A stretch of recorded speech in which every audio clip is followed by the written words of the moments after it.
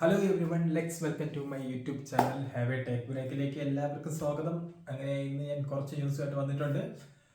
അപ്പം നമുക്ക് ന്യൂസിലോട്ട് പോകാം. അങ്ങനെ വൺ പ്ലസിന്റെ 15R one plus pad go 2 launch ചെയ്യുന്നുണ്ട്. ഡിസംബർ 17 ആണ് ഇത് വരുന്നത്.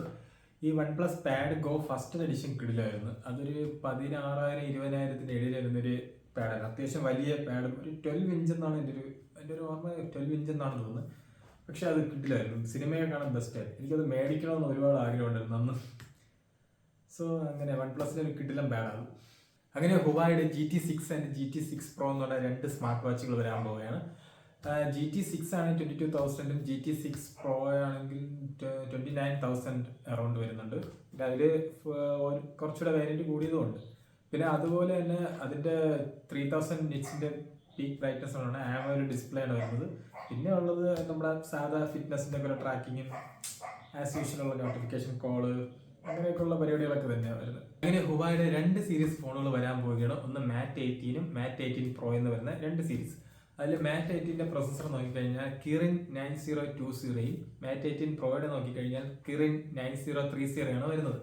സോ ഇതിൻ്റെ ഡിസ്പ്ലേ സൈസ് നോക്കിക്കഴിഞ്ഞാൽ 6.75 ഇഞ്ചിൻ്റെ ഡിസ്പ്ലേ, 144 ഹെഡ്സിൻ്റെ റിഫ്രഷ് റേറ്റും, അതുപോലെ ഇതിൻ്റെ ബ്രൈറ്റ്നസ് നോക്കിക്കഴിഞ്ഞാൽ 8000 നിറ്റ്സ് ആണ് വരുന്നത്.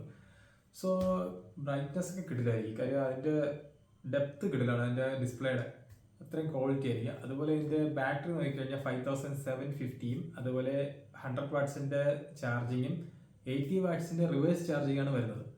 50 മെഗാ പിക്സലിൻ്റെ വൈഡും 40 മെഗാ പിക്സലിൻ്റെ അൾട്രാ വൈഡും 12 മെഗാ പിക്സലിൻ്റെ ടെലിഫോട്ടോഗ്രാഫിയാണ് വരുന്നത്. 12 മെഗാ പിക്സലിന് പകരം 48 വന്നു കഴിഞ്ഞാൽ അത് മാറ്റ് 8 പ്രോയ്ക്ക് ടെലിഫോട്ടോഗ്രാഫി 48 MB ആണ് വരുന്നത്. സോ അതിൽ അങ്ങനത്തെ ഒരു ചേഞ്ചസ് മാത്രമേ വരുന്നുള്ളൂ. പക്ഷേ ഫോണിൻ്റെ ഡിസ്പ്ലേ 144 ഹെഡ്സിൽ 18,000 നിറ്റ്സ് വരുമ്പോൾ അത്രയും ക്വാളിറ്റി അത് കിട്ടില്ലായിരിക്കും. അങ്ങനെ വിവോ S50 എന്ന് പറയുന്ന ഒരു സീരീസിന്റെ ക്യാമറ റിലവന്റ് പുറത്തു വന്നിട്ടുണ്ട്. 50 മെഗാ പിക്സലിന്റെ സോണിയുടെ IMX882 എന്ന് പറയുന്ന സെൻസറാണ് യൂസ് ചെയ്യുന്നത്. അതിന്റെ വരും ദിവസങ്ങളിൽ അതിന്റെ കുറച്ചുകൂടെ അപ്ഡേറ്റുകൾ വരുന്നതായിരിക്കും. അതിന്റെ പ്രൊസസ്സർ ഏതാണെന്നൊരു കൺഫേം വന്നിട്ടില്ല.